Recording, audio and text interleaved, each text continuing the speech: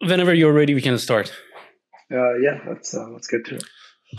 So basically, after the podcast is done, I think it's going to prompt you to wait a little bit. After the podcast is done, don't close the tab, so it uploads the local file.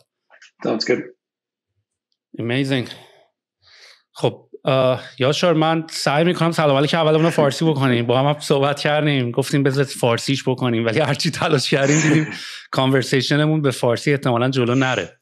سلام علیکم، میتونیم فارسی کنیم، بریم بعد از اون من شاید یکم یواش جواب بدم اگه فارسی باشه.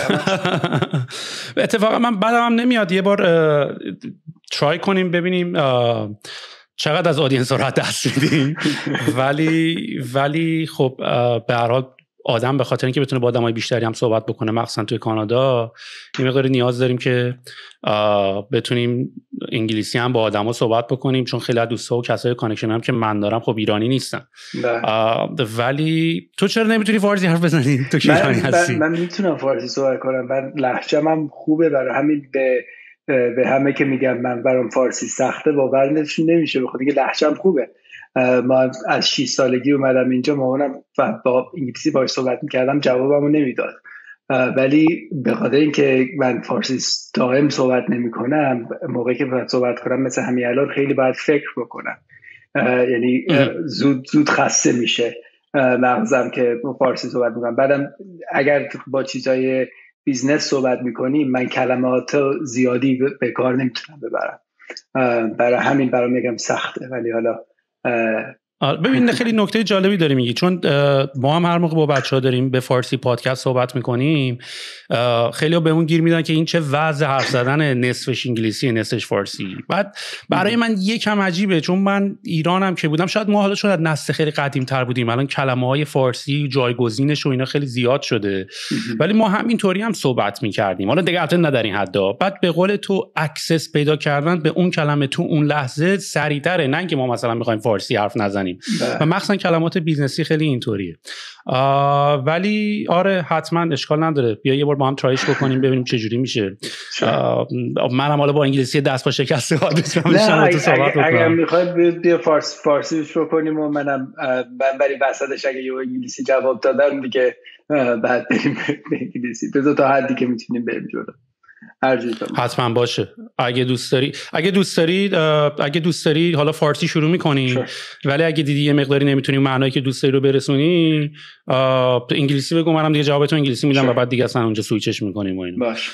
خب یاشار نجاتی یکی از آدمایی که من خیلی دوستش دارم، این افتخارم داشتم که باهاش کار بکنم. داستان من و تو هم خیلی با هم جالبه، چون من و تو توی دوره‌ای با هم کار کردیم که من داشتم روی استارتاپ خودم کار میکردم و چون اول استارتاپ خودمون بود و اینا هنوز مثلا نمیخواستیم، مثلا پولم نداشتیم مثلا راستشو بخوای، و به خاطر اینکه روی استارتاپ خودم کار بکنم و بتونم هزینه‌های خودم هم بدم باید دنبال یه کاری میگشتم و اونجا با آپرکیس من آشنا شدم، با شرکتی که تو داشتی، و من اونجا هایر شدم، شروع کردم با شما کار کردن و تو یه بازه زمانی خیلی عجیبی هم بود یاشار. من یادمه که من تا ساعت 5 و 6 می اومدم تو آفیس با شما کار میکردم، ساعت 6 به بعد می اومدم وی ورک با روی استارتاپ خودمون کار میکردم تا ساعت 10 شب. حالا من کلا مامانم هم خیلی نیومده کانادا تا حالا منو ببینه، عد همون یه بار اومد اینجا بنده خدا که من نه صبحشو بودم نه شبشو بودم و فکر میکنم الان از اون موقع نزدیک 3 سال میگذره. 3 سال شد یا 2 سال و نیمی، همچین مدت. 2 سال پیش. آره خب از اون مدت چی کار کردی؟ آقا تبریک میگم. تو یکی از استارتاپ‌های دیگه هم که دس اوپن اسپیس بود اونو فروختی. اگه مایلی دوست داری یه مقدار راجعش صحبت کن، یکم بهمون بگو اون چی بود، چی کار کردی و تجربه بعدت چی بود و برنامه بعدت چیه؟ sure. از اون موقع که ما با هم کار میکردیم برای منم it was موقع سختی بود برای منم. ما تازه کمپانیمون آپرکیس بعد یادم داونسایز میکردیم، ولی بیزنسمون رو همون موقع که شما اومدی we made it profitable اون موقع و تونستیم که هنوز جلو بریم. ولی چند ماه قبل از اینکه بیای تیممون بود تقریبا 30 نفر، موقعی که اومدی فکر کنم بودیم 12 نفر، ولی تا اون موقع دیگه پروفیتبل بودیم و بیزنس تو راه درستی میرفت. من از اون موقع تا حالا دیس اوپن اسپیس رو فروختم، همین چند ماه پیش بعد از تقریبا 5 سال که روش کار کردم دیس اوپن اسپیس رو فروختم. آپرکیس هم از تابستون پیش تا حالا هنوز من تو بورد هستم، ولی دیگه ایمپلوی دارم و اونا کارو میکنن، من خودم دی تو دی دیگه تو اون کار نیستم. دلیلی هم که اومدم بیرون اینه که من ستارتاپ رو دوست داشتم، بیزنس رو دوست داشتم، ولی کاری که میکردم در روز day in day out میدیدم که کاری نبود که پیشرفتی که میخوام تو زندگیم داشتم توش. یعنی کاری که آپرکیس میکنه برای کمپانی ای کامرس مغازه وا میکنیم، مغازه بریک اند مورتر، و این جالب بود ولی کاری نیست که من میخواستم دیگه ادامه بدم. به نظرم چیزی نبود که واقعا دنیا زیاد لازم داشت. من علیقم به چیزهای دیگه رفت و برام یواش یواش اومدم بیرون. از اون ایده آپرکیس و دیس اوپن اسپیس رو من خیلی دوست داشتم، مخصوصا ایده آپرکیس. من ایده آپرکیس رو بگم که چطوری بود و correct me if I'm wrong، ولی سیستمش اینطوری بود که فوکس کرده بودین برای کسایی که میخواستن مغازه‌های پاپ آپ باز بکنن و لوکیشن هایی که میتونستی اجاره بکنی توی جاهای خیلی خوب شهر. میتونستی مثلا اگه نایکی میخواست مثلا برای تبلیغی یا اگه برند بزرگی میخواست برای تبلیغی یه پاپ آپ شاپ باز کنه، پاپ آپ شاپ به معنای این جایی که سری خیلی سریع جا مثلا دیدین بچه‌ای که مثلا نمیدونم پاپ آپ شاپ چیه، مثلا تو مرکز خریدا و جاهای خیلی مختلف یهو برای یه مدت خیلی کوتاه، شاید یه هفته، یه ماه، 2 ماه، یه مغازه‌ای باز میشه، پروداکتش رو پروموت میکنه توی دنیای فیزیکی و بعد اونجا رو میبنده. یعنی اجاره اون محل برای یه حالت بلند مدت 1 سال 2 3 ساله نیست، اجاره لوکیشن هایی که تو میتونی 1-2 ماهه بگیریشون پاپ آپ شاپ ها رو. و شما اومده بودین با استفاده از یه سری دیتایی که از یه جاهایی پول میکردین، اومده بودین رو نقشه لوکیشن هایی که این ریتیل استورا موجود بود و داشتین، ولی یه برند پروفایل میساختین. مثلا من میگفتم آقا من مثلا من نایکی هم کفش دارم، میخوام کفشمو توی پاپ آپ شاپ بفروشم، و معمولا هم اینا کسایی که خیلی اینترنشنال این کارو میکنن. یعنی مثلا نایکی میخواد همزمان هم تو ونکوور، هم تو تورنتو، هم تو نیویورک، هم تو واشنگتن، تو چند جا یهو پاپ آپ شاپ باز بکنه، در عرض 1 ماه این پروداکت جدیدش رو نشون بده. و اینا میتونن از طریق پلتفرم آپرکیس بیان و اون لوکیشن ها رو پیدا بکنن، ولی چون پروفایل می ساختن و چون شما اون آیدنتیتی برند رو متوجه می شدین، مثلا می فهمیدین که این برند کفشه، بعد دیتایی که پول می کردین اینطوری بود که می اومد یه سری لوکیشن نشون میداد و می گفتش که اگر میخوای تو این لوکیشن بگیری، اینجا فود ترافیکش انقدر اینجا آدم میره میاد، عیاب ذهاب به اصطلاحش میگن، آدم انقدر اینجا میره و میاد، و به اصطلاح کسایی که توی این منطقه هستن، مثلا برند آدیداس هم هست، برند پوما هم هست، برند اینا هم هست. یعنی یه پروفایلی میساختین از اون برند و نسبت به اینکه این لوکیشنی که تو میخوای بگیری یه آماری در حقیقت سعی می‌کردین بهشون بدین که اگر شما اینجا پاپ آپ شاپ بگیرین وضعیت سلزتون اونها تو این مدت اینطوری خواهد بود. چیزی از قلم انداختم؟ آره هم خیلی خوب توضیح دادی، خیلی بهتر از من که تو فارسی بتونم توضیح بدم. ولی ما اون ریسکی که میاد با مغازه وا کردن که حالا کجا وا کنیم و فروشمون چی میشه، آیا مردم میان یا نمیان، همسایه‌مون کیه، اجارهش چیه، تابستونا یا شلوغ، زمستونا شب کی وا کنیم ببندیم، این همه سوالایی که این کمپانی‌ها دارن قبل از اینکه مغازه وا کنن، ما اینو با دیتا این ریسک رو از بین میبردیم براشون که مغازه وا کردن پاپ آپ باشه یا نباشه. و الان دیگه خیلی کمتر پاپ آپ بیزنس آپرکیت، خیلی بیشتر مغازه‌های 3 ساله، 4 ساله، 5 ساله. ولی هر چقدر وقت مغازه وا باشه و یه مغازه وا کردن خیلی گرونه، خیلی پول لازم داره، خیلی طول میکشه، خیلی کامپلکسه این و ما این ریسک بزرگیه برای این کمپانیا، برای همین ما این ریسک رو ازشون براشون برمی‌داشتیم، بخاطر اینکه میتونستیم بهشون بگیم دقیقاً مغازتون کجا باشه و به جای اینکه بگیم فقط کجا وا کنیم، همه کار دیگری که مغازه وا کنن براشون میکردیم، یعنی لوکیشن رو پیدا میکردیم، دیزاینش رو، کانستراکشنش رو، و برای بعضی برندها استاف و اینستور آپریشنز هم براشون میکردیم.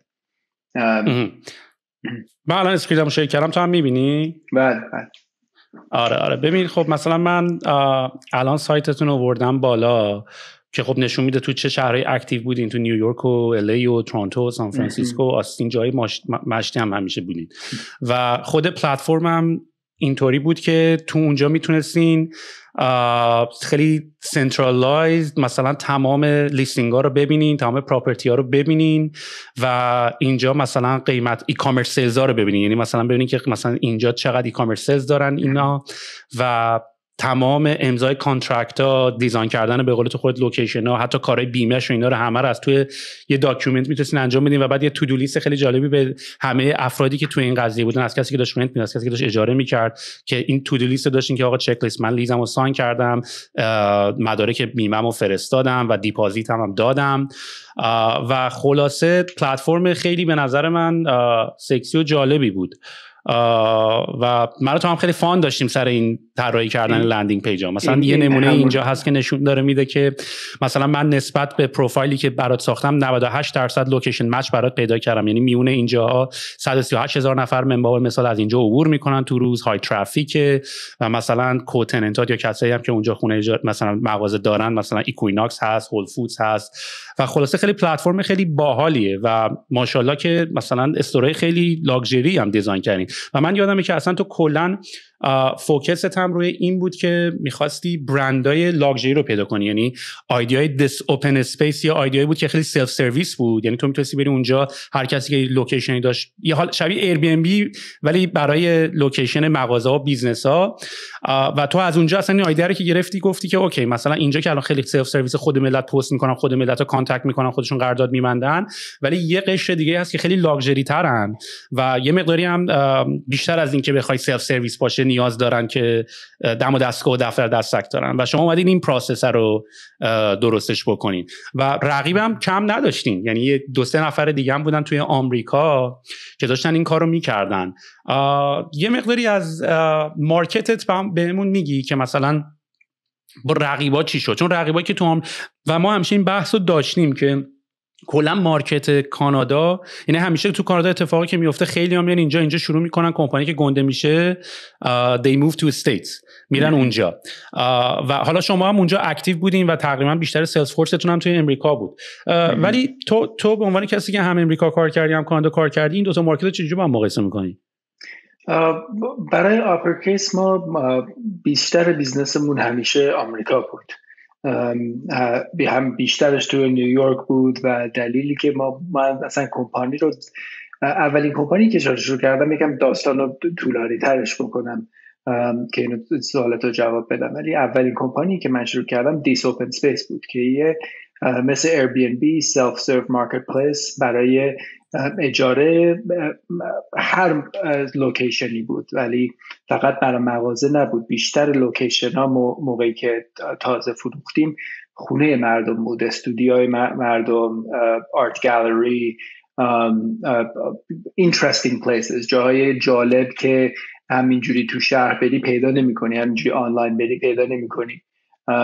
اولین بیزنس این دیس اوپن سپیس بود که از اون ما دیدیم که بیشتر مشتری ها سلف سرو بودن، یعنی همه مستقل بودن، ولی چند تا مشتری های گنده داشتیم که برای همین ریتیل، برای مغازه وا کردن سیستم ها میخواستن استفاده کنن و نمی اومدن همینجوری کردیت کارتشون رو برای مثلا $10,000 $20,000 $50,000 کردیت کارت آنلاین بذارن. برای همین ما یه بیزنس و یه پلتفرم دیگه بعد براشون درست میکردیم که آپرکس از اونجا شروع شد.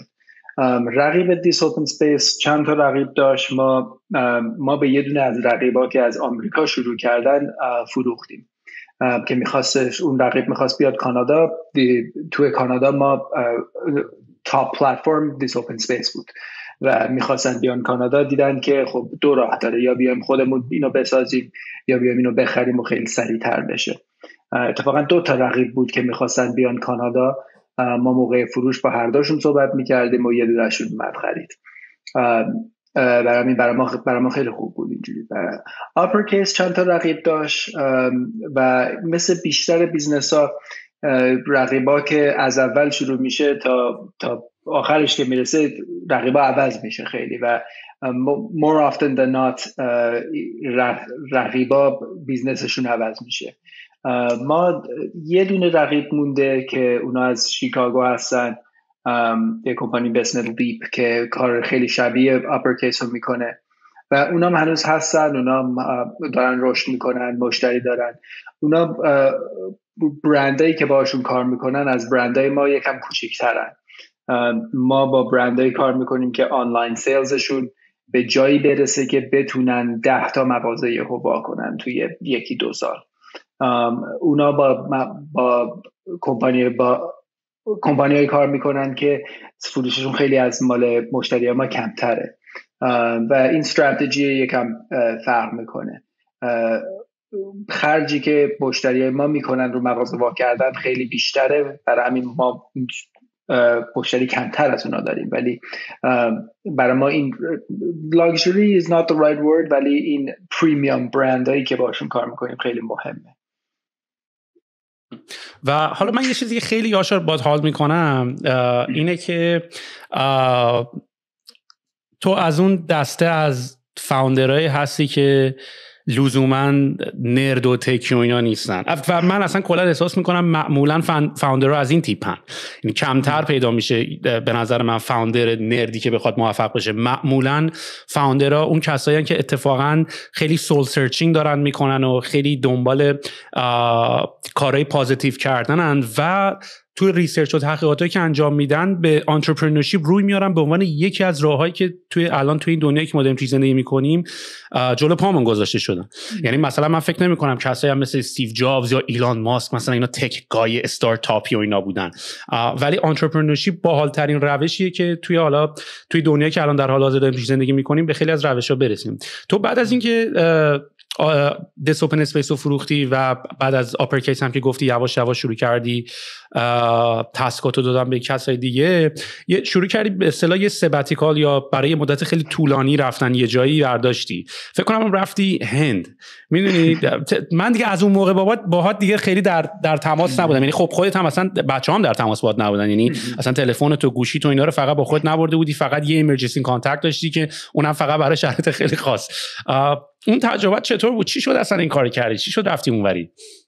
من سال پیش تقریبا ژانویه بود، من که گفتم بیزنسمون تا موقعی که با هم کار میکردیم من تا 2019 بود، تا تابستون 2019 و اون از سپرینگ 2019 تا زمستون 2019 خیلی سخت بود. ما بیزنس رو بعد از یه جایی می بردیم که منم این رو نوشتم روی نیوزلترم، از یه جایی می بردیم که ما ماهی $250,000 داشتیم لوز می کردیم، به جایی بیزنس رو رسوندم که ماهی $50,000 سود می کردیم در عرض 6 ماه و این 6 ماه خیلی خوب بود برای بیزنس ولی خیلی سخت بود برای خود من ژانویه که رسید دیگه دیدم یکم بریدم، خیلی خسته شدم و فکر بودم که از بیزنس بیام بیرون، ولی میخواستم بدونم که آیا این بیزنس بدون من میتونه هنوز جلو بره، میتونه هنوز راه بره، یا من بیام بیرون اصلا بیزنس از بین میره. و تنها این راهی که میتونستم اینو ببینم که آیا ایدیام درسته یا نه اینه که خودم از بیزنس بکشم بیرون و نمیخواستم اگر میکشیدم بیرون پرمننتلی دیگه برگشتن نداره، خیلی سخته. بعد یه تستی میکردم، یه امتحان میکردم. گفتم خب بیام امتحان کنم، برم برای تقریبا 6 هفته بیرون از کمپانی و دلیلی که گفتم 6 هفته اگه 1-2 هفته برم خب هرچی خراب بشه من میتونم برگردم و درست کنم، ولی 6 هفته که نیستم دیگه هرچی بخواد خراب شه من نیستم که درست کنم، یعنی هم اون کارمندا و اون ایمپلویی ها باید بیزنس رو راه بندازن. 6 ماه گفتم برم سفر با تنهایی خودم. من سفر تنهایی خیلی دوست دارم. یه جوری آدم میتونه کنجکاوی هر جایی که میخواد بره، هر کاری که میخواد بکنه. بعد گفتم خب برم یه جایی که تا حالا نرفتم و یه جایی که سفر از دوستان پرسیدم اگه سفر میخوایم بریم جای سفر سخت کجاست. نمیخواستم برم همین لب ساحل بشینم، میخواستم یه جایی برم که کار سفر سخت باشه. من نمیدونم برای چیست کار سخت خوشم میاد. گفتن برو هندوستان، سخت ترین جایی که بخوای سفر بری هندوستان. من گفتم باشه میرم هندوستان. یه بلیط خریدم برای هندوستان و رفتم دلی. حالا پروازم کی بود؟ پروازم بود مارچ فکر کنم 4 یا 6 اون طرفا. چند روز قبل پروازم مامانم گفتش این کرونا شنیدی چیه؟ کرونا اینه، کرونا اونه، نرو من میترسم بریم. گفتم مادر من هر کاری بکنم تو میترسی، مادری. برای همین من بعد برم، حالا هرچی شد ولی به نظرم چیزی نمیشه. قبل از اینکه برم، برای یکی 2 ماه قبل از اینکه برم ژانویه که تصمیم گرفتم برم، همه پروسه های بیزنس رو من داکومنت کردم، با تیمم همه چیزا رو بهشون یاد دادم و گفتم خب این داکومنت ها بعد بتونن بیزنس رو بدون من ران کنن. دیگه لپتاپ هم گذاشتم کانادا، آیفون هم گذاشتم کانادا. تلفنی که با خودم داشتم یه نوکیای قدیمی بود با یه تلفن هندی که رسیدم اونجا سیم کارت گرفتم.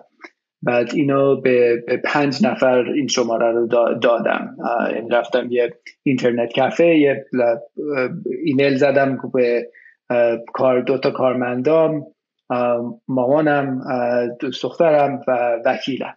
این 5 نفر که گفتم اگر ایمرجنسی بود به من زنگ بزنید. اولین 2 هفته که تقریبا 10 روز من هندوستان بودم هیچکی زنگ نزد و منم خیلی خوشحال بودم. یه روز این تلفنم زنگ زد، دیدم مامانمه. گفتم آی چی شده که این داره زنگ میزنه؟ حالا من هندوستان بودم اصلا خبر نداشتم کرونا چیه تو دنیا، یعنی من هیچ اخباری اصلا نمیدونستم چی بشه. مامانم باز تو گفتش اخبار رو فالو نمی‌کردی چون تو هند اتفاق نیفتاده بود؟ من هم تو هند اتفاق نیفتاده بود هم اخبار رو فالو نمی‌کردم، اینا هر دو.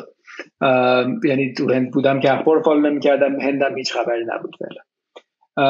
من اینو تلفن رو برداشتم و مامانم گفت این کرونا خیلی بد شده و ترودو میگه بیاین کانادا و این گفتم مامان فکر کنم اخبار زیادی نگاه میکنی، اینجا چیزی نیست، خبری نیست و من فعلا هستم. دیگه موندم و سفرمو کردم و بعد به یه جایی رسیدم که گفتن تقریبا 2 هفته دیگه گذشت، گفتن هندوستان یه 24 ساعت میره لاکداون. گفتم خب 24 ساعت میره لاکداون، دوباره وارد میکنم. 24 ساعت لاکداون که تموم شد شنیدم، کسی نگفته بود گفتم، ولی شنیدم که میخوان کانتری رو کامپلیتلی شات داون کنن. حالا اون موقع من بلیت برگشتم کنسل شده بود، همه پروازا کنسل شده بودن. من توی شهری بودم که زیاد خبری نبود، یه شهر خیلی کوچیک، جودپور. یادم همون شب با وای فای اپل واچم با اینجوری زنگ زدم به دوست دخترم، گفتم میتونی برای من یه بلیت بگیری از این شهر به گوا که لب ساحله. و من رفتم برای 2 هفته همون لب ساحل بودم. خیلی تجربه خوبی بود. من خیلی شانس داشتم به خاطر اینکه خیلیا که سفر می‌کردن هندوستان بدون غذا، بدون کمکی مونده بودن، ولی من جام خیلی خوب بود، لب ساحل، هیچ کاری نداشت و 2 هفته اونجا بودم تا بالاخره با یه پرواز امبسی برگشتیم. پس اونجا چیکار کردی؟ به بیزنس اصلا فکر کردی یا چون فکر کنم جنبه سول سرچینگ هم داشت یا نداشت؟ آره اونجا که بودم اون 2 هفته که بالاخره هندوستان بودم سفر می‌کردم، اصلا به بیزنس فکر نمی‌کردم. بعد که اونجا لب ساحل بودم یه بار با تیمم چکین کردم، گفتم واقعا هیچکی بهم زنگ نزده بود، یه چکین باشون کردم، گفتم everything okay، گفتن آره everything's fine don't worry. منم گفتم خوب.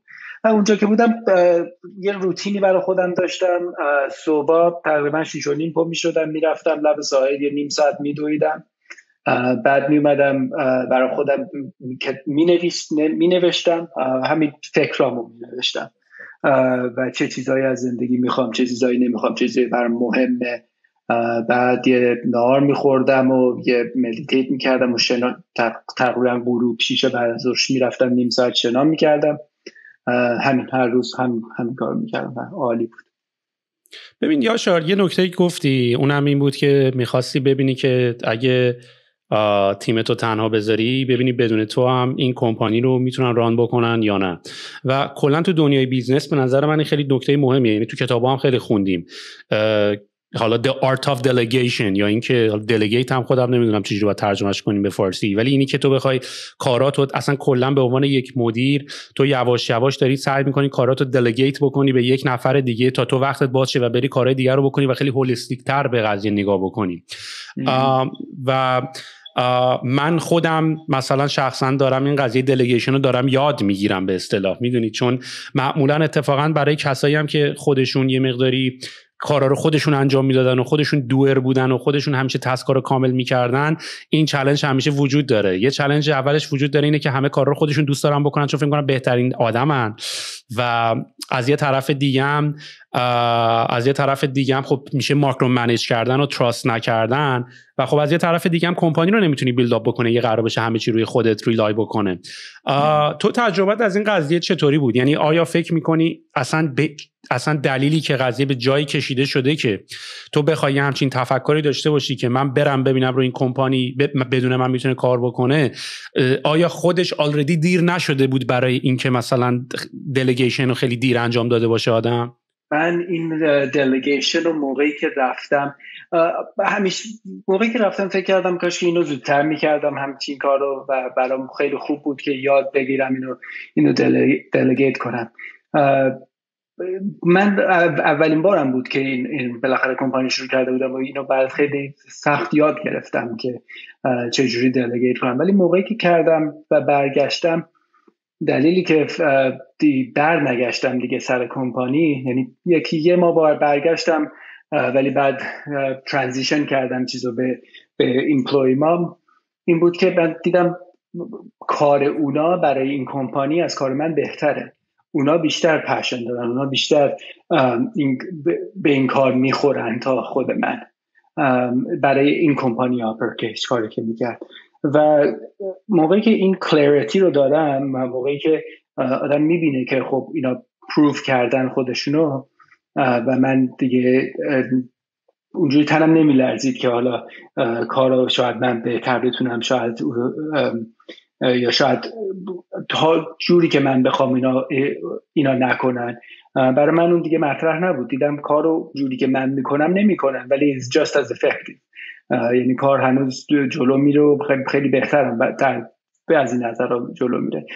در بعضی نظرها خب من مثلا اونجوری کارو نمیکردم ولی آخر ریزالتش، اون نتیجهش همونه و برای همین دلیگیت کردن خیلی آسان تر شد. یه چیزی هست که بهش میگن management by absence، یعنی آدم نباشه منیج کنه کسایی رو ولی نباشه و منیج کنه. و من بعد از این امتحانی که کردم، این اکسپریمنتی که کردم، دیدم این استایل منیجمنت خیلی به من میخوره، خیلی هم استرسش کمتره و اگر آدمای درست هایر کنی و درست ترین کنی، management by absence خیلی افکتیو هم هست. ببین ولی احساس نکردی که حالا نمیدونم اون موقع این حرفو بهشون زدی یا نه، ولی مثلا تو خود داری میگی که من اونقدری دیگه نسبت به اون قضیه پشن نداشتم به اندازه‌ای که اونا داشتن. چجوری ممکنه که مثلا یه فاوندر و یه لیدر کمپانی که مثلا داشته اون کارو میکرده خودش، یعنی ایمپلویش بیشتر پشنت باشن نسبت به قضیه؟ فکر کنم آدم بالاخره عقیده هاشو، اینترستاشو، چیزایی که براش تو زندگی مهمه عوض میشه در طول زمان. و بعضیا، من خودم هم اینجوری بود که میگم خب عوض شد، ولی نه که استاک باشی ولی اون وایس درونت اونجوری بهش گوش نمی‌کنی که بهت میگه خب این چیزی نیست که واقعا بخوای بکنی، این چیزی نیست که واقعا بهترین use of your time هست. و برای همین من موقعی که لاکچری داشتم که بتونم یه بیزنس پروفیتبل دارم، بیزنسی که دارم که میتونه رو پای خودش وایسه و بتونم به این فکر کنم که آیا این چیزی هست که من بخوام لانگ ترم روش کار کنم یا نه. و دیدم I think that's okay. به نظر من بخواد اینکه یکی فاوندر هست معنی نیست که تا آخر بیزنس بعد زرش بمونه. بخواد اینکه فاوندرام آدما عوض میشن، نظراتشون، عقیده هاشون، علیقه هاشون، چیزایی که میخوان یاد بگیرن یا چیزایی که براشون تو دنیا مهمه عوض میشه. برای منم عوض شد. حس خوبی هم این حرفت به آدم میده، چون خیلی ها با خودشون این درگیریه رو دارن، منم دارم و برای منم پیش اومد. میدونی یعنی مثلا راستشو بخوای یکی از دلایلی که مثلا من خودم از اون کمپانی که تو ایران داشتم اومدم بیرون این بود که من خودم خیلی علاقه نداشتم به سرویس سفارش آنلاین غذا منبا به مثال بانک، ولی همش رو اپورتونیتی بردم و برام هم درس بزرگی بود. یعنی چون دیدم اپورتونیتیش خیلی بالاست نتونستم نه بگم. میدونی گفتم این اپورتونیتی رو الان باید بچسبم، باید این کار رو بکنم و درس عبرتی برام شد، چون فهمیدم که اگر کاری رو دوست نداری بکنی، هر چقدر خودتو موتیویت بخوای بکنی باز نمیشه. میدونی کاره باید نچرالی براش دوست داشته باشی و من برای اینکه الان بتونم یه سری کار رو انجام بدم و بتونم روتینمو داشته باشم و کانسیستنت یه سری کار رو انجام بدم، شروع کردم کارهایی که دارم میکنم و یا واقعا کارهایی رو انتخاب کنم که خیلی دوستشون دارم، یا یه سری کارهایی که باید ولی بکنی تو زندگی ولی شاید سخته، مثلا کاردیو زدن 20 دقیقه تو روز هر روز. میدونی یاد گرفتم اینترستینگشون بکنم.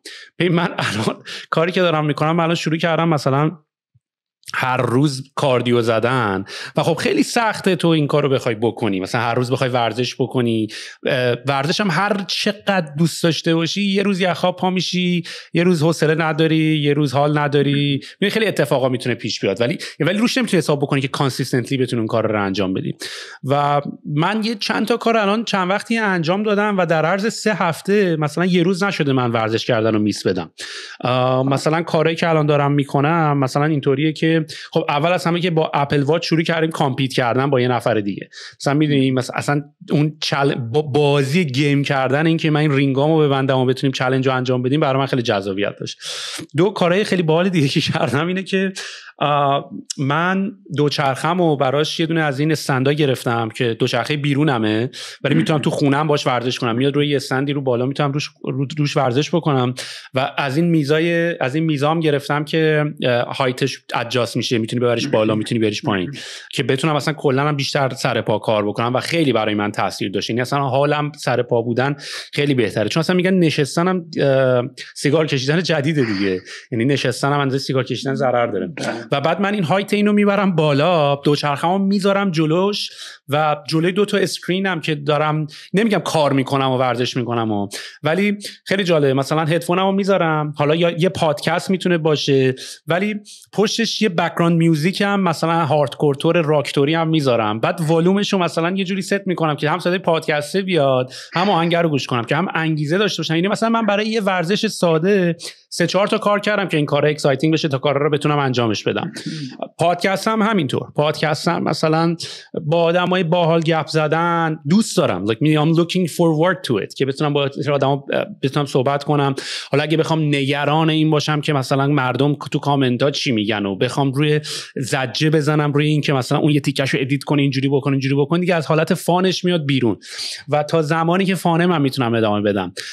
ولی به خاطر اینکه فقط شروع نکنم هر کاری که فانه رو بکنم، شروع کردم کارا رو اکسایتینگ کردن. یعنی فقط دنبال اینم که ببینم چجوری میتونم چاشنی یه کاری رو زیاد کنم، یکم باحالش کنم، خوش بگذره که بتونم اون کارا رو ادامه بدم. و فکر می‌کنم برای بورینگ ترین کارهای دنیا میتونی این کار رو انجام بدی. یه مثال دیگه هم برات مثلا دوباره بزنم، مثلا پیانو یاد گرفتن. میدونی به جای که رو پیانوی کلاسیک کار کنی، اگه بتونی یک میدی کنترلر یا کیبورد خیلی خوب بگیری، با این سافت‌ورها خیلی میتونی اکسایتینگش بکنی. میدونی تو بعد از اینکه رفتی شروع کردی تو سابستک نوشتن، درسته؟ و خیلی داشتم لرنینگاتو داشتی شیر می‌کردی. داستان سابستک در کجا به وجود اومد؟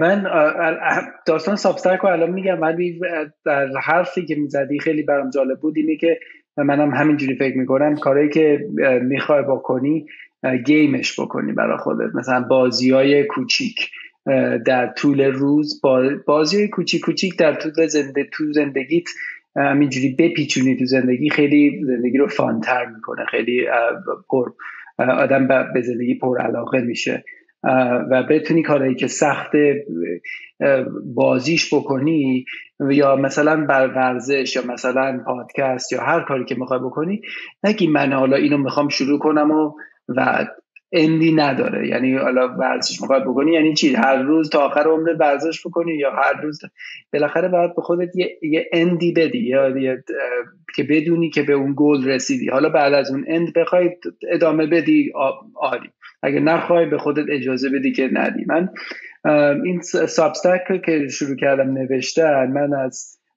از هند که برگشتم، من یه کاری کردم، میخواستم، همه لاکداون بودن و خودم هم بعد کرونا قرنطینه میشدم و خیلی دوستا و فامیلا و همکارایی داشتم که بالاخره من 6 هفته خبری نداشتن و نگرانم بودن موقعی که نبودم، و همه کنجکاو بودن که تو چیکار کردین 6 هفته، اصلا هند برات چجوری بود؟ بخاطر که تلفنمو نداشتم، نه عکسی دیده بودن، نه تماسی اونجوری داشتن، فقط میدونستن که من رفتم و برگشتم. برای همین من یه شبی رو زوم برای همه گذاشتم که تقریبا 20 نفر بودن و یه پرزنتیشن براشون گذاشتم، عکسای سفر و داستانای سفر و اینا رو همه 1 ساعت برای همه یه داستانی گفتم راجع به سفر و خیلی از این خوشش اومد، خیلی جواب خوبی داد و خیلی شب خوبی بود. هم بالاخره لاکداون بودن و لذت بردن از این که من همه رو با هم جمع کردم. بعد از این ایونت من به همه یه ایمیل فرستادم، به اون 20 نفر دوستا و فامیلا و همکارا و اینا، و ایمیلم هم عکسای هندوستان بود، هم رفتم یه 7 لینک پیدا کردم راجع به چیزای داستانای خوب، داستانای جالب، موزیک، ویدیو، که مردمو که همه بالاخره ترسیده بودن و لاکداون اینا بود یکم خوشحال بکنم، یکم چیزای خوب دنیا رو بهشون نشون بدم. این از یه ایمیل شروع شد. هفته بعدش دوشنبه فرستادم این ایمیل رو. دوشنبه بعدش گفتم خب یه ایمیل دیگه بفرستم به همه. این 2 ایمیل شد بالاخره سومی هفته شد سابستک، و سابستک همین شروع شد که من هفته یه بار 7 چیزو به اونایی که میخوان میفرستم راجع به چیزایی که از زندگی خودم و لذت میبرم، حالا کتابایی که میخونم، موزیکی رو گوش میدم، پادکستی که گوش میدم، چیزایی که یاد گرفتم، هر چیزی که برام جالب بود. و تقریبا 6 ماه 9 ماه اول که اینو می نوشتم اینا بود. تازگی از اول امسال به بعد این بیشتر شده که هر 2 هفته یه بار اینو میفرستم و ماهی یه بار، هر 2 ماه یه بار یه اسی می نوشتم، یه انشا می نویسم و این انشا راجع به چیزاییه که من تو مغز منه، that I'm thinking about.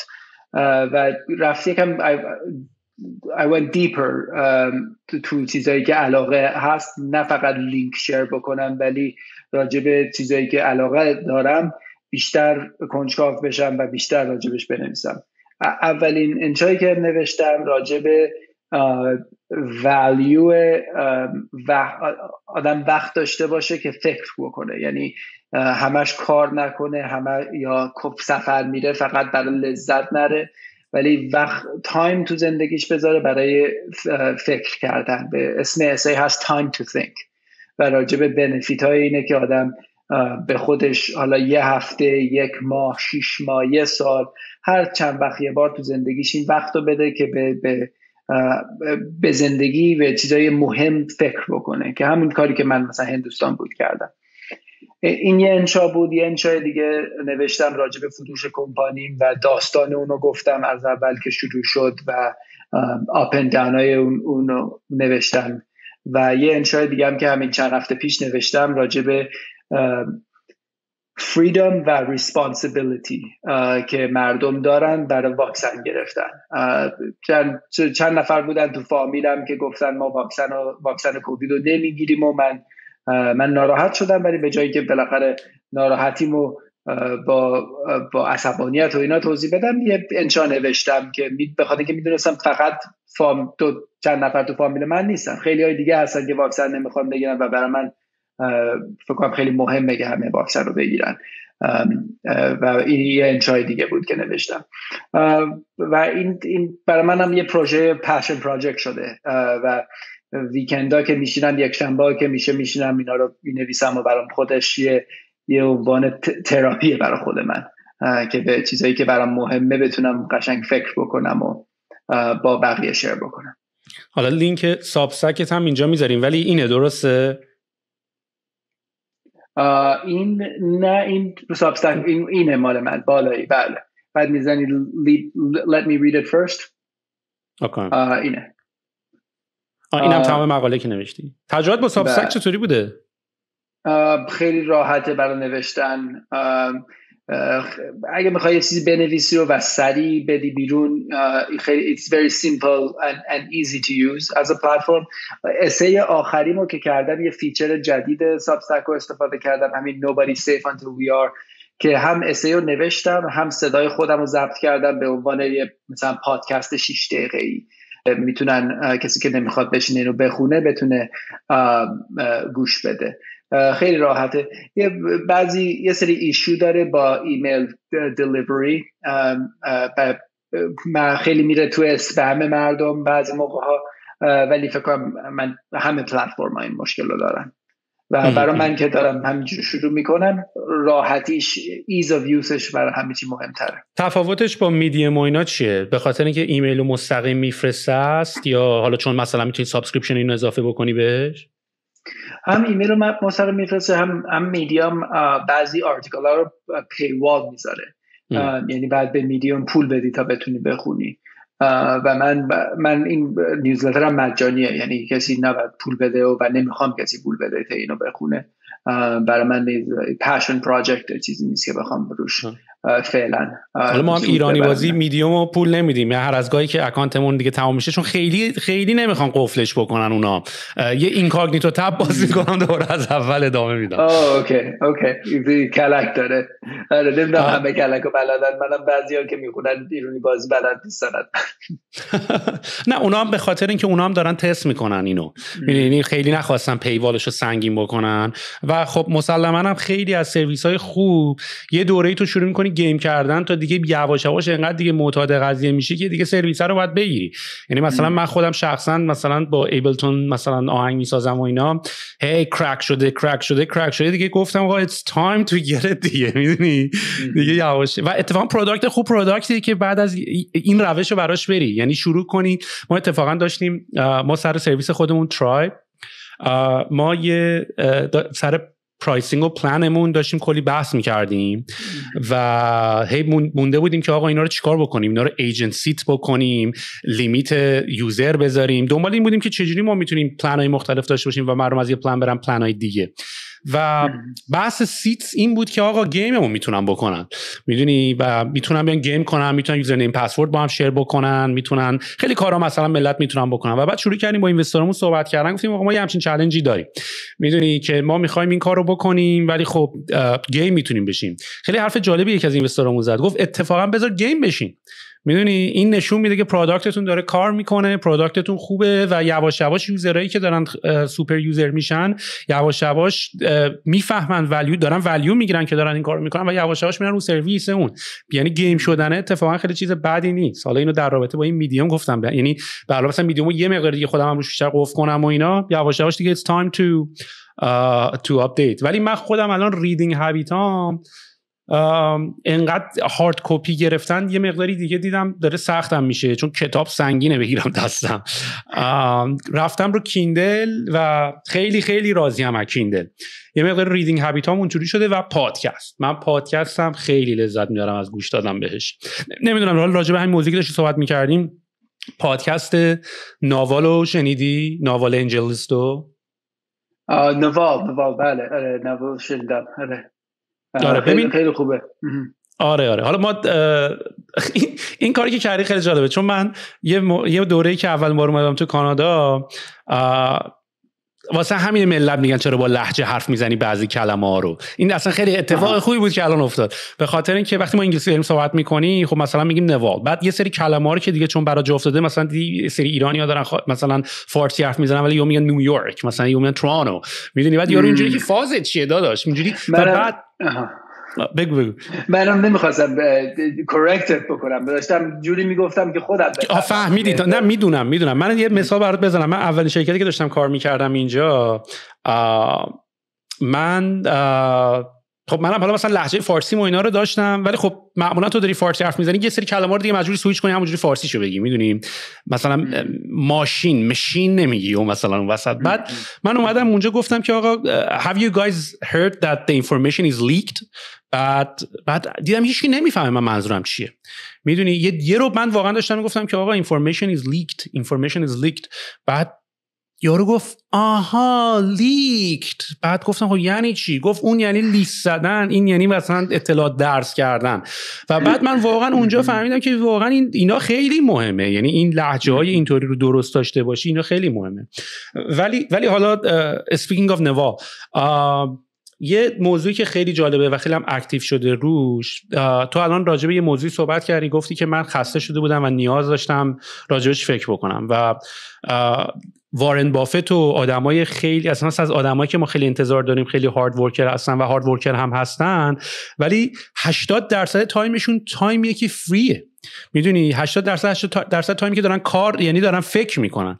یعنی مثلا وارن بافت که معروفه که تقریبا 60-70% روزشو داره بریج بازی میکنه و یکی از حرفایی که ناوال میزنه اینطوریه که میگه اگه میخوایم به کلا به هیومانیتی کمک بکنی و اینا، آدما برای اینکه بتونن راجع به این قضیه که چیکار باید با زندگیشون بکنن و به علایقشون برسن، اول از همه باید یه سری بیسیک نیدای اینا رو ما باید برآورده کنیم و کلا یه پلانی داره. یعنی اینجوری که آقا let's get you reach first، میدونی، let's get you reach first so you can think, you can start thinking, you can brainstorm, you can do a little bit of this and that, and if you fail you don't worry about it, you do something else. واسه همین این داستان فکر کردن مثلا برای من خیلی سخته، مخصوصا زمانی که یواش یواش که داری آدم هایر میکنی، داری کارا رو دلگیت میکنی، بعد چون خیلی دیگه کاری نداری بکنی، فقط باید بری توی یه میتینگ 2 تا فیدبک بدی بیای بیرون، یه احساس بدی بهت دست میده که you are not working as hard as you need to work، میدونی. و یواش یواش این حسه بهت غلبه میکنه تا یواش یواش باش کامفتبل بشی که شروع کنی ببینی این فیدبک دادن با آدما اتفاقا خیلی بیشتر داری، تندتر داری کار میکنی، تو پرالل داری چند تا کارو با هم انجام میدی ولی لگ ورک ها رو دارن بقیه انجام دارن میدن. و تو الان برنامه‌ت چجوریه؟ یعنی تو هم الان خیلی بیشتر داری تایم ددیکیت میکنی به تیم کردن و کمتر داری کار انجام میدی، یا خودت؟ چون مثلا من خودم اگه پشت لپتاپ نباشم، یه کاری نکنم، هی تایپ نکنم، میدونی، اصلا یه احساس چیزی میکنم، یه احساس بدی بهم دست میده، میدونی، یه احساس میکنم که گناهکارم، میدونی. نه میفهمم دقیقاً چی میگی. این به خصوص موقعی که آدم با یه تیمی کار میکنه، این احساس راحت‌تر آدم بگیره، بخاطر که میبینه بقیه چیکار میکنن و میبینه و یه احساس گیلت و اشتباه کار کردن و اینا به آدم دست میده. من تقریبا تا دیروز بیشتر وقتم به فکر کردن بود، یعنی کار میکردم ولی کارم جوری بود که مثلا بگو 1 هفته شاید خیلی سخت با کار بکنم، ولی مثلا 2-3 هفته بیشتر بشینم بنویسم، بشینم کتاب بخونم، بشینم فکر کنم و اینا، و میتینگ و اینا مثلا خیلی اصلا نداشته باشم یا خیلی کم داشته باشم. و کلندرم من تقریبا از موقعی که هند برگشتم تا الان، تا دیروز کلندرم خیلی باز بود و زیاد میتینگ و اینا اصلا نداشتم و اینا، و خیلی تایم قشنگی بود برام. کتاب خیلی خوندم، راستی گفتی کتاب، من خودم رفتم به کیندل، بعد برگشتم به کتاب فیزیکال، بخاطر اینکه دوست دارم با خودکار تو کتاب بنویسم اینجوری و با کیندل نمیشد. ولی این حالا چرا دوشنبه عوض شد؟ من کمپانیمو که دیس اوپن اسپیس رو که فروختم، دنبال چند تا آیدیایی بودم برای کمپانی جدید شروع کردن و دلیلی که میخواستم کمپانی رو آپرکیس رو واسم ول کنم، تصمیم گرفتم من میخوام برم تو ادویکیشن کار کنم. فکر کردم یه دونه از مهمترین پرابلم هایی که مشکلاتی که تو دنیا هست که من بتونم روش کار کنم، دنیا چند تا مشکلات بزرگی داره. یه دونش انرژیه، یه دونش کلایمت، یه دونش فود سیستمه، یه دونه، ولی اونا به من نمیخوره. برای من ادویکیشن خیلی مهم بود. چرا برام مهم بود؟ داستان طولانی دارم میکنم، ولی حالا نه من که دارم لذت میارم. برام ادویکیشن مهم بود بخاطر اینکه من که کانادا اومدم، من برای کلاس اول رسیدم کانادا و منو گذاشتن توی سیستم پابلیک اسکول دیگه. من ما رفیوجی اومدیم اینجا، با پولی نیومدیم. من و مامانم با پرندگی با $1000 اومدیم اینجا زندگی برای خودم درست کنیم. و اول که رفتم روز اول مدرسه تو پابلیک ادویکیشن سیستم، تو اونم مدرسه فرانسوی بود.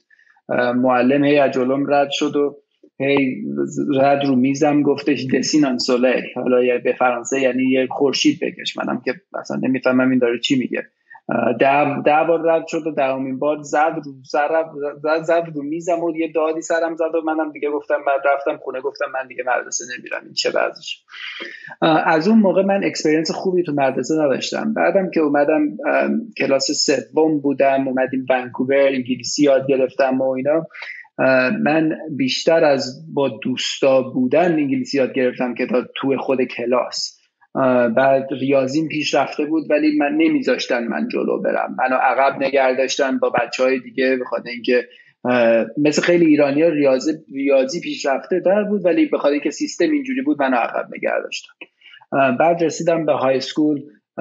من خیلی کلاس‌ها رو نمیخواستم برم، گفتم این پوینتی نداره که من برم اینو یاد بگیرم، ولی گفتن باید بری بخاطر اینکه کردیت لازم داری. اینا it didn't make sense to me. بعد دیگه الان خودم بچه ندارم ولی فکر دارم که بالاخره تا یه چند ماه دیگه، یه سال دیگه بچه دارشم و بچه‌ها میخوان برن مدرسه و اینا. برام خیلی مهم بود که سیستم پرایوت اسکول نباشه، پابلیک اسکول هم نباشه، یه چیزی که داشته باشه که جدید باشه براشون. و خیلی رفتم دنبال آیدیا تو ادویکیشن. رفتم که اینو یاد بگیرم، دیدم که مشکلات تو ادویکیشن فقط برای بچه‌ها نیست. تو کالج سیستم و دانشگاه و اینا خیلی گرونن، آدم چیز زیادی اونجوری یاد نمیگیره، یاد گرفتن رو یاد میگیره و نتورک میگیره، یعنی با اونایی که آشنا میشی ارزش بیشترش تو اونه. اگر میخوای بری حالا وکیل بشی و دکتر بشی و اینا، خب دانشگاه راهشه، ولی اونا فقط راههای زندگی، خیلی راههای دیگه داره و برای اون هم نباید بره سالی حالا $100,000 یا هر چقدر پول برای دانشگاه بده. اون سیستم هم دیدم خرابه. بعد دیدم خب بعد از دانشگاه آدم 22 سالش میشه، دانشگاه تموم میشه تقریبا، بعد میای دیگه اصلا یاد نمیگیری، یعنی میری تو کار رو تا آخر عمرت هم تو کار هستی و دیگه یاد نمیگیری. یعنی اینم is broken. حالا میتونی بری آنلاین کورس بگیری و اینا ولی کوالیتیش خیلی کمه و اون نتورک و اون اپورتونیتی ها رو نمیگیری. دیدم مشکلات تو ادویکیشن خیلیه. چند تا ایده داشتم خودم با دنبالش یکم گرفتم ولی به جایی نرسیدم که ببینم این واقعا ایده‌ایه که من میخوام باهاش جلو برم و تصمیم گرفتم که یکم پاز بذارم تو اون.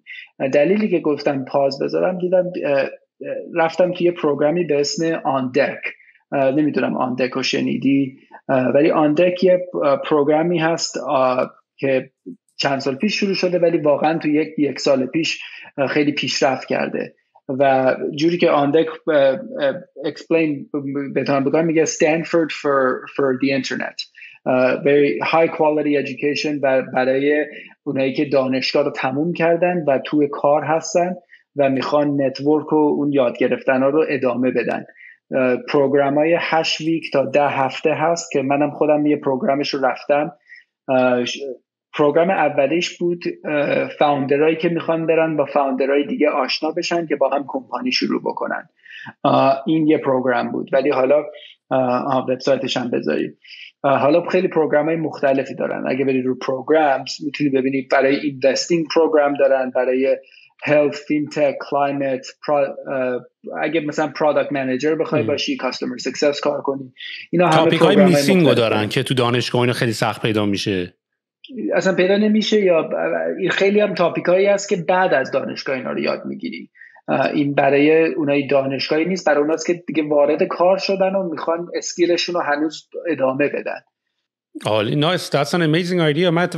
ما راجع به آندک چند بار صحبت کرده بودیم. یعنی ما با بچهای خودمون یه بار بحث آندک اومده بود بالا و راجعش هم صحبت کرده بودیم و خیلی خیلی چیز جالبی هم هست. یعنی مثلا من خودم شخصا مثلا پروداکت منیجمنت، کورسای پروداکت منیجمنت و اینا رو درسته کتاب هست و اینا، ولی ریالیستیکلی که آقا واقعا مثلا یه اسپرینتی که مثلا پروداکت دیزاینرای تو گوگل یا توی مثلا نتفلیکس میسازن من بتونم ببینم، میدونی؟ یعنی یک دلایلی که مثلا من خودم دارم مثلا حالا این پادکست ها رو الان ما صحبت کردن با فاوندرها و اینا مثلا شروع کردیم، ولی بعدش مثلا برنامه‌م اینه که یه مقداری دیپ تر توی پروسس ها مثلا دوست دارم زوم کالی که تو روز داره اتفاق میفته رو ببینم.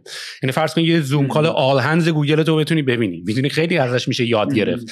یا مثلا یه پروداکت میتینگ یا یه اسپرینت پلنینگ مثلا استرایپ رو مثلا بتونی نگاه بکنی. حالا خیلی کارا رو دارن انجام میدن، یعنی مثلا یوتیوب ویدیو اینا هست، ولی اینی که ریل لایف اگزمپل اصلا بتونی اینو نگاه بکنی به نظر من خیلی گلده و این آندک هم خیلی چیز جالبی داره برای این قضیه. آره کالیبر آدمایی که میرن آندک خیلی خیلی سخته آدم بعد اپلای کنه و اکسپتد بکنن، خیلی خیلی سخته. It's very high caliber. و اونایی که میرن توش خیلی هاشون مثلا فیسبوک کار کردن، اوبر کار کردن، گوگل کار کردن و به عنوان اینستراکتور نه به عنوان اینستراکتور، به عنوان کارشون اون بود. یعنی پروداکت منیجر بودن توی گوگل، پروداکت منیجر. حالا اومدن آن دک، either they're joining on deck به عنوان اینستراکتور اگر مثلا توی پروداکت منیجمنت کورس هستن، یا اومدن به توی کورس فاوندر بخاطر اینکه کمپانی خودشون رو میخوان شروع کنن. برای نتورکی که میتونی بسازی و چیزایی که یاد بگیری is واقعا incredible. من یه دونه به تابستون پیش خودم تو پروگرامش بودم و one of the top money I've spent. خیلی واقعا میارزه. چند قیمته؟ پروگراماش هست بین برای 8 تا 10 هفته و بعضی پروگرام ها طولانی تره، یعنی هستش بین 2,000 تا $10,000. بیشتر پروگرام ها هست 2 یا $3,000. تنها این پروگرامی که $10,000 6 ماهه و برای سکیل، یعنی کمپانی هایی که سیریز بی پلاس هستن و فاوندراشون میخوان رشد بکنن، برای اوناست. ولی بیشتر پروگرام ها برای فاوندرها، برای پروداکت منیجر، برای این چیزا هست همون بین 2 تا $3,000 برای 8 تا 10 هفته. شبیه کورسرا فقط یعنی کانتنتش متفاوته؟ چون یا تیپ کورسرا آندک چجوریه؟ این لایو سینکرونس، یعنی ایسینک نیست. کوچینگ بیشتر کوچینگ هم تقریبا، ولی با گروه داری یاد میگیری. یعنی توی کورست 100 تا 200 نفر دیگه هستن و همه رو با هم دارین یاد میگیرین.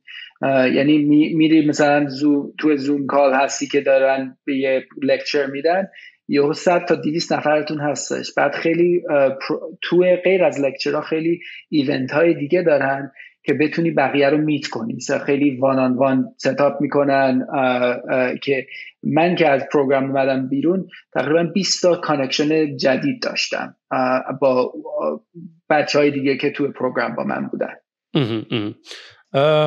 یاشار، این یه سوالی که همه ایرانی ها میپرسن این که مدرک هم میدن؟ مدرک والا به نظر من مدرک دیگه اون ارزشی که داشت نداره. یه روزی داشت آدم میتونه. من که دانشگاه رفتم مدرک دارم، غیر از مادر پدرم هیچکی مدرک من نخواسته بعد از دانشگاه. و به نظر من خیلی اگر میخوای بری وکیل بشی، اگر میخوای بری دکتر بشی، خب مدرک لازم داری. ولی بیشتر کارهایی که تو دنیا الان هست دیگه مدرک لازم نیست. خیلی اینی که خیلی ها تو آندک تو لینکدینشون یا تو توییترشون میزنن که ما تو آندک بودیم و اون خودش ارزش مدرک رو خیلی بیشتر داره، بخاطر اینکه رپیوتیشن آندک خیلی بالاست، توی آمریکا الان خیلی بالاست. اون خودش تو لینکدین بتونی بزنی که آندک بودی، تو توییتر بزنی که آندک بودی، خود اون از هر مدرکی به نظرم ارزشش بیشتره. آره نه من خیلی حال کردم اصلا اینی که گفتی لایو یو اصلا یه دایمنشن دیگه ای باز شد به قضیه. حتما یه مقداری میرم چکش میکنم. فکر میکنم معمولا هم شرکت ها شاید برای ایمپلوی هاشون بگیرن. ما احتمالاً کاست اینا رو همه رو میذاریم تنگ شرکت. آره learning and development budget خیلی از اون میدن. آره آندک برای کسایی که نمیتونن یا اون امکانش رو ندارن که اینو بدن و بتونن اینو چیز کنن، سکالرشیپ هم داره برای اونایی که مثلا میخوان شروع بکنن ولی امکانش رو ندارن. نایس. یه سوالی دوست داشتم ازت بپرسم، اینه که تو گفتی که حالا شروع کردی یواش یواش خیلی فکر کردن. برای چجوری فکر میکنی؟ فکر کردن استراکچر داره؟ چون فکر کردن خیلی کار سختیه، یعنی یه چیزی که باید یاد بگیری.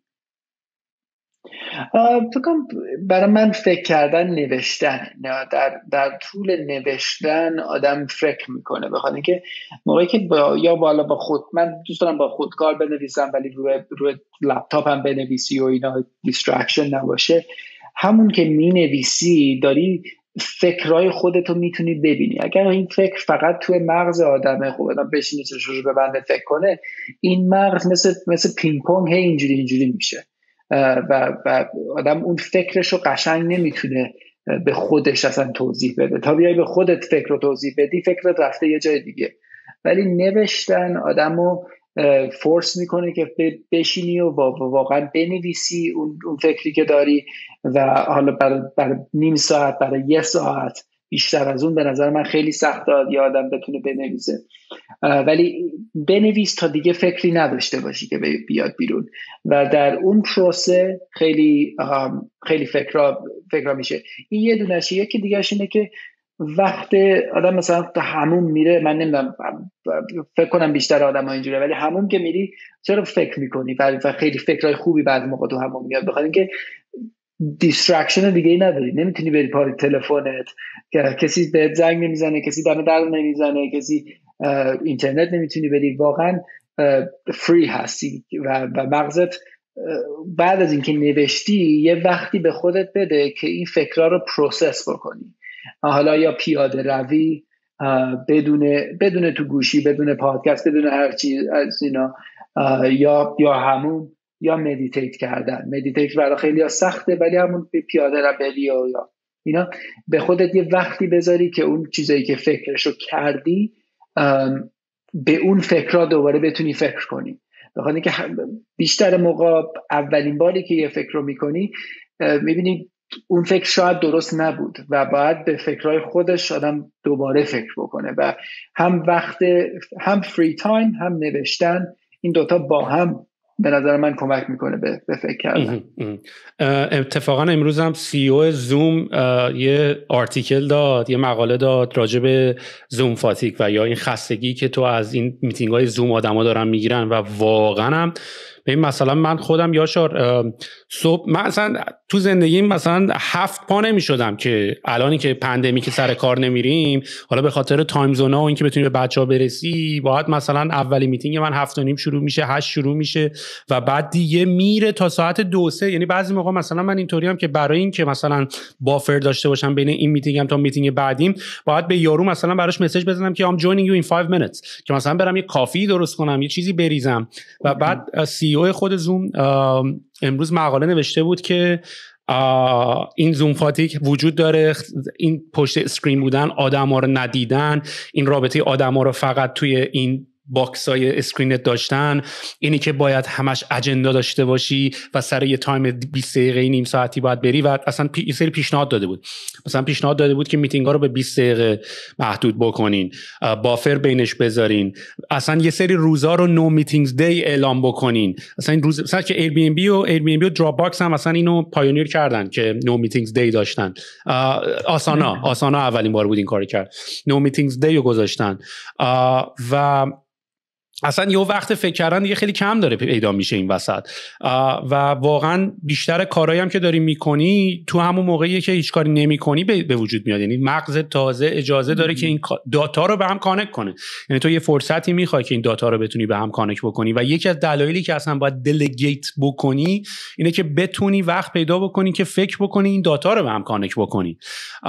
و مثلا من خودم هم شخصا دیگه الان دارم یواش یواش سعی میکنم که یه مقداری تایممو بیشتر باز بکنم، کارا رو کمتر بکنم. چرا نه به خاطر اینکه چی شده ما انسان‌ها یه جوری هم هوکتیم. ببین مثلا منم الان خودم رو ابزرو که میکنم اینطوری هم که اگه میتینگ نباشه باید سری برم تو یوتیوب چیزی نگاه کنم، اگه یوتیوب نباشه ساعت بعد برم سری کافی بریزم، اگه کافی نمیریزم باید هدفون بزنم تو گوشم چیزی گوش کنم، اگه نمیکنم باید برم سری کتاب بخونم.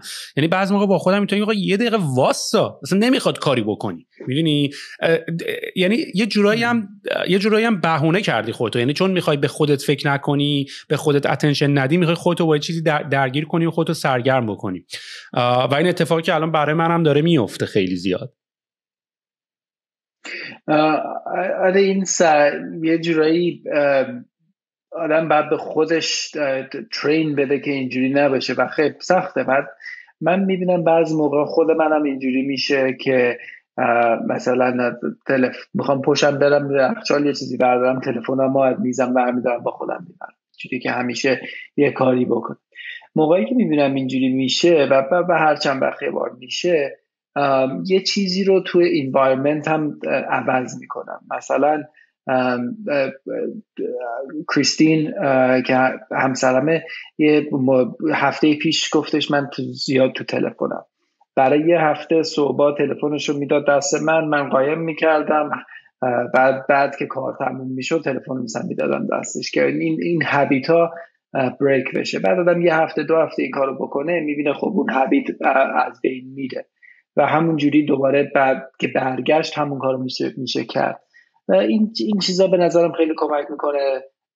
خودت گفتی استندینگ دسک و هم میتونی وایسی هم میتونی بشینی، فکر کنم اینا رو که آدم عوض بکنه خیلی کمک میکنه. من خودم یه کاری که کردم چند هفته پیش، شروع کردم به جایی که لباس تو خونگی همش بپوشم، لباسی که انگار میخوام برم بیرون بپوشم تو خونه. حالا صبح میشم و خونم نمیرم بیرون، ولی همونجوری که آدم با همون مثل بازیای کوچیک که چند بار با هم دیگه صحبت کردیم، آدم بازیای کوچیک با خودش بکنه که این نره به جایی که هی باید چک بکنه، اون جایی که آدم میرسه که هی ببینه که خب این اونجا چه خبر اینجا چه خبر. این یکم لیزیه به نظر من. اینه یه جوریایی آدم دیسیپلین نیست. یه کار دیگه ای که من خودم کردم، رو تلفنم یه اپی گرفتم که یه ویجیت و روش نوشتم Are you being intentional؟ یعنی واقعا میخوای این کار رو تلفن تو چجوری داری استفاده میکنی؟ که مثلا رو تلفنم هستم بعضی موقع چشم رو میفته میبینم نه من نمیخوام مثلا هدفی نداشتم که اصلا تلفنمو چک کنم، همینجوری برداشتم چه کار باحالی. یه یاد بوده که همینجوری باشه. حالا تلفنم مثلا دم دست نیست وگرنه نشون میدادم، ولی این کارا، این بازیای کوچیک با هم کردن، اینه که این چیزایی که نچرالی میشه، بخاطر اینکه این اپ ها و این سیستم ها جوری درست شدن که آدم رو ادیکتیو باشه.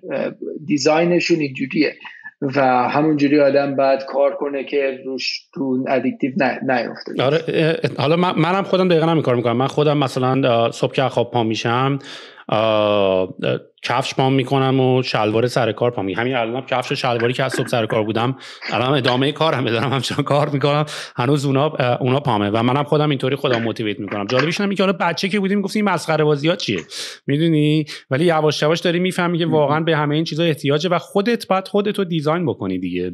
خودت باید خودتو طراحی کنی، هابیتاتو طراحی باید بکنی و به قول خودت اینتنشن داشته باشی. یعنی باید یه کاری رو اینتنشنال بکنی، میدونی. یه جمله خیلی باحالی هم که هست حتی تو پروداکت دیزاین هم میگن start with an end in mind. میدونی، یعنی هر کاری که داری میکنی تصمیم بگیر که آخرش به چی میخوای برسی. الکی شروع نکن یه کاری رو بکن بعد وسطش هم خسته شی، بعد یهو بگی خب مثلا چرا داشتم این کارو میکردم، بعد بیخیال میشی میری کار بعدی. مثلا نصف کار، حالا این جمله خیلی جمله تابلویی، ولی نصف کاری که داری میکنی رو از اینکه از اولش فکر بکنیش اصلا نکنیم کارا رو، چون یهو میبینی که مثلا دلیلی هم نداشت واسه اون کارا رو بکنم. میدونی. یاشار، حالا یه ساعت و 10 دقیقه اینطور هم هست که از صحبتمون گذشته، ولی چیزی که خیلی دوست دارم ازت بشنوم این تیک اویاییه که تو از ران کردن کمپانی داشتی. حالا کمپانی اول دس اوپن اسپیس رو داشتی، بعد آپر کیس رو داشتی، بعد این سفرها رفتی، بعد با خودت فکر کردی، بعد دور نشستی گفتی ببینم مثلا توی چه سکتوری علاقه دارم کار انجام بدم، ادویکیشن رو پیدا کردی و حالا با توجه به اینکه تو سابستک هم اینا رو داری می‌نویسی، یه 2 تا جمله طلایی بگو ما حال کنیم. یعنی تیک اوی، یعنی چیزای جمله طلایی. حالا جمله طلایی هم نه، ولی داستانی که فکر میکنی خیلی به دردمون میخوره و یه چیزیه که میتونیم از تو یاد بگیریم بابت این اکسپریانس و تجربه‌ای که داشتی. من همیشه میدونستم که میخوام بیزنس خودم داشته باشم، ولی چی باشه و اینا اونش رو دقیقا نمیدونستم و فکر کنم مهمترین چیزی که در زندگیم بود اینه که فقط شروع بکنم و اون شروع کردنش از همه چیز مهمتر بود. حالا کمپانی اولم که اصلا راجع به صحبت نکردیم و مطرح هم نیست، کمپانی غذایی بود، یعنی ما غذا درست می‌کردیم توی گروسری استور اینا میفروختیم و اینا و این نبود که من فکر بیزنس داشتم گفتم خب این ایده که بزرگترینش میشه، ولی میدونستم که اگر شروع نکنم هر چقدر کوچیک اون شروع نباشه اصلا شروع نمیشه. و فکر کنم خیلیا که خودم میشناسم، خیلی دوستایی که از بچگی با هم دوست بودیم و آدمایی که میت میکنم و اینا، از اون استپ اولو براش خیلی سخت بردارن و من برام بزرگترین درس بود که اون استپ اول واقعا سخت نیست، آدم برداشتنش سخته، ولی موقعی که تصمیم میگیری برداری و جلو بری بقیهش دیگه it works out، بقیهش چیزا fall into place. و من موقعی که تصمیم گرفتم خب این کمپانی اولیمو شروع کنم که کمپانی غذایی بود، حالا داستانشو نگفتیم، ولی اون منو رسوند به کمپانی دومی منو رسوند به کمپانی سومی و اون برناوت کمپانی سومی و اون درسی که گرفتم که گفتم کمپانی شروع کردن برام مهم بود و به اون رسیدم و به نتیجه رسیدم، ولی حالا برام یه چیز دیگه مهمه. حالا برام مشکل گنده تو دنیا درست کردن، صاف کردن مهمه و حالا یا میتونم کمپانی شروع کنم اون مشکل رو صاف کنم یا برم برای یکی دیگه کار کنم که اون مشکل صاف بشه. و دو تا به نظرم درس اینجا هست. یه دونه همین شروع کردنه که هرچی میخوای بکنی شروعشو کن، بقیهش درست میشه. اگر سخت کار بکنی و قلبت تو جای درستی باشه it works out at the end، به نتیجه میرسی. دومی اینه که ما با خودمون داستان میگیم که من این هستم، من این آدمم، من برام این چیزها مهمه، من فلانیم و خیلی وقتا تو زندگیمون استاک میشیم که با این داستانی که به خودمون گفتیم که من کی هستم و چی هستم و چیا برام مهمه و این با خودمون مهربون نیستیم در این نظر که بگیم خب من آدمم و من میتونم نظرم عوض بشه و من به خودم اجازه میدم که نظرم عوض بشه. آدم خیلی موقعها داستانی که به خودش میگه و به دوستاش میگه و به فامیلش میگه و به همکاراش میگه و توی اخبار مینویسن که یاشار اینه، یاشار این کارا رو کرده، حالا من بیام کمپانیمو ول کنم برم یه کار دیگه بکنم، این برای خود من خیلی سخت بود، بخاطر اینکه این داستانی که گفته بودن برای چندین سال هم به خودم هم به بقیه، این داستان رو میخواستم عوض کنم و میخواستم یه داستان جدید بنویسم و به جایی رسیدم که گفتم من خودم رو دوست دارم، من واقعا خودم رو دوست دارم و I love myself و به خاطر اینکه خودم رو دوست دارم به خودم این اجازه میدم که این داستان رو عوض بکنم. و آدم به نظرم خیلی مهمه که تو زندگی آدم به هر چند وقت یه بار، نه دائم، نه هر ماه یه کار دیگه بکنه، ولی هر چند وقت یه بار به خودش اجازه بده که داستانی که خود چی هستی و کی هستی عوض بکنی و در اینجوری به نظرم رشد تو زندگی ایجاد میشه. حالا فعلا فقط 35 سالمه، خیلی مونده، ولی در این دو تا چیزی که یاد گرفتم در این جرنی، در این چند سال اخیر، 10 سال اخیر. اتفاقا توی یکی از مموهایی هم که جف بیزوس سی او آمازون نوشته بود، خب یه سری مردم و آدما کلاً یه مقداری تصمیمی که میگیرن نسبت به عوض کردن تصمیمشون، حالا به دو دلیل. یکم با خودشون مشکل دارن، به قول تو مثلا من آدمی ام که سیگاری ام، من آدمی ام که ورزش نمیکنم، من آدمی ام که تو تکم. یعنی با این قضیه برای خودشون یه کاراکتری ساختن که به خودشون تقریبا اجازه رو دیگه نمیدن که کارهای دیگر رو بکنن. یکی این مورده و یه مورد دیگه هم هست که معمولا بین مدیرا اتفاق میفته، اینه که اگه تصمیمو بگیرن به خاطر اینکه مثلا رو حرفشون وایساده باشن، اگه تصمیم غلط باشه تصمیم رو عوض نمیکنن. و اتفاقا جف بیزوس هم اومد گفتش که چون اون تو روندش خیلی تصمیم رو عوض میکنه، چون آرگومنتش اینه که شرایط عوض میشه، اینفورمیشن جدید میاد، فیدبک های جدید میاد و اصلا عوض کردن تصمیم حتی بعد از اینکه تصمیم رو گرفتی و تصمیمت عوض میشه، یک نوع نشونه ای از اسمارت بودن و هوشت هست که تو به خود اجازه میدی که حالا که من اینفورمیشن جدید دارم، با توجه به این اینفورمیشن جدید، با توجه به این فیدبک جدید، با توجه به این کاری که کردیم چی کار میتونیم بکنیم.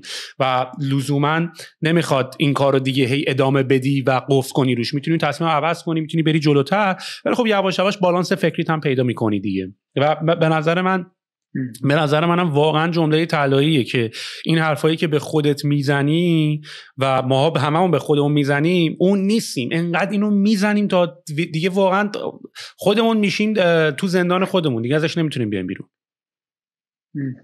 بله، همین مهمه که آدم به خودش اجازه رو بده که هم اشتباه بکنه و اجازه بده که هم نظرش عوض بشه. کسی نمیاد این اجازه رو بده، آدم از اول بعد به خودش. دقیقاً. یاشار خیلی لذت بردم باهات صحبت کردم.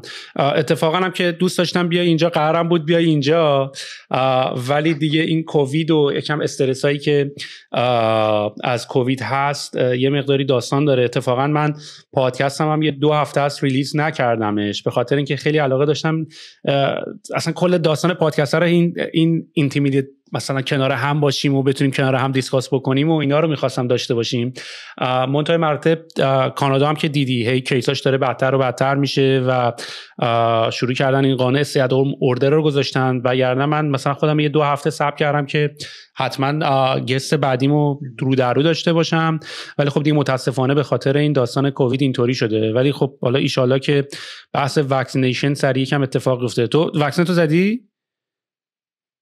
من اولی رو زدم، بله. حالا منتظره میگن 4 ماه مونده تا دومی، ولی اولی رو زدم و به هر کی هم که میشناسم میگم بریم بزنیم که هر چی زودتر بزنیم. من رفتم بهم نزدم. تموم میشه.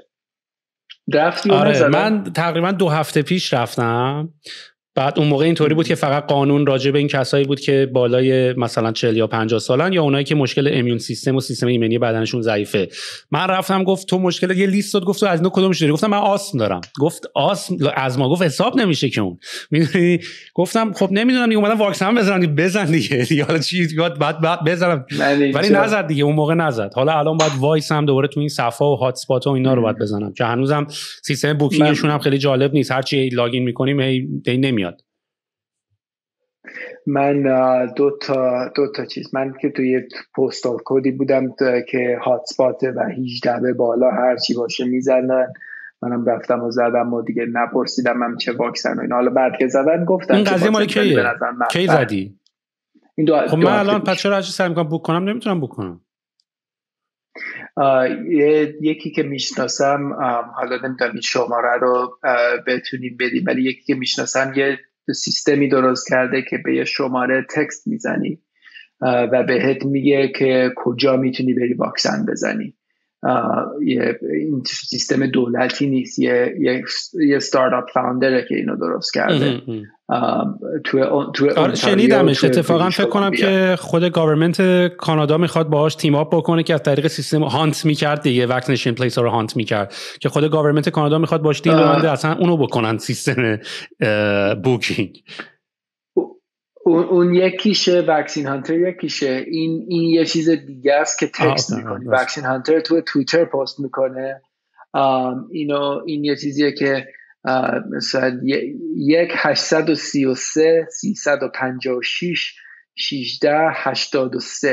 با پستال کدت اینو تکست میکنی، بعد بهت میگه جایی که کجا میتونی واکسن بزنی. اوکی عالی. یعنی کار عجیبی، یعنی بیشتر کاری که داره میکنه فقط این پلتفرم‌های در و داغونی که الان خود گاورمنت در و داغون که خوبه ولی کار نمیکنه، یعنی میزنی میگه هی بوکینگ اویلیبل نیست. آره دمت گرم. منم اتفاقا خیلی بدجور پیگیرشم و دیگه باید امروز فردا بزنم و حالا دوباره باید بیفتم پیش دیگه. راستش هم بخوای خیلی عجیبه بگم وقت پیدا نکردم دنبال واکسن بگردم، ولی واقعا نکردم دیگه. حالا دارم سعی میکنم یه مقداری تایممو باز بکنم، منم بیشتر فکر بکنم. ولی یاشار خیلی خیلی لذت بردم باهات صحبت کردم، خیلی حال کردیم. خیلی هم دوست دارم که دوباره این شرایط تمام بشه، دوباره ببینیمت و اینکه وقت گذاشتم خیلی ممنونم ازت. مرسی از شما. ببخشید که نتونستم بیام، خودم هم دوست داشتم ببینمت بعد از این همه وقت. مرسی هم که منو پوش کردی که به فارسی صحبت کنم. اولاش برام خیلی سخت بود، بعد راه افتادی قشنگ. دمت گرم. منم حال کردم. چند هفته پیش مامانم روی پادکستی بود که انگلیسی صحبت میکرد، بعد به من گفتش بیا با انگلیسی در داغون من این پادکست گوش بده. من گفتم انگلیسی خیلی خوبه، حالا من اینو بهش میفرستم. نه تو عالی صحبت کردی، خیلی خوب بود. آره چون ماهی هم که مثلا خیلی بیشتر ایران بودیم و اینا خیلی بهمون تیکه میندازن که شما 2 سال پاشدین رفتید خارج، مثلا چرا اصلا فارسی یادتون رفته. ولی آره، و شما دست مریضات دارین، مخصوصا که آکادمیکلی فارسی شما یاد نگرفتین، یعنی فکر نکنم بتونی بنویسی. درسته؟ من میتونم ولی به اندازه کلاس سوم، یعنی مینویسم انگار یه بچه کوچیک داره در دست مینویسه. بعدم میتونم بخونم ولی بخاطر اینکه تا کلاس همین اینجا رفتم کلاس فارسی، ولی بعد کلاس سوم دیگه نرفتم. عالی. دمت گرم یاشار، خیلی کردم. ولی مرسی که ممنون از تو که زمان گذاشتی و تایم گذاشتی. ان شاء الله که حالا دوباره باز ببینیمت. مرسی. خدا.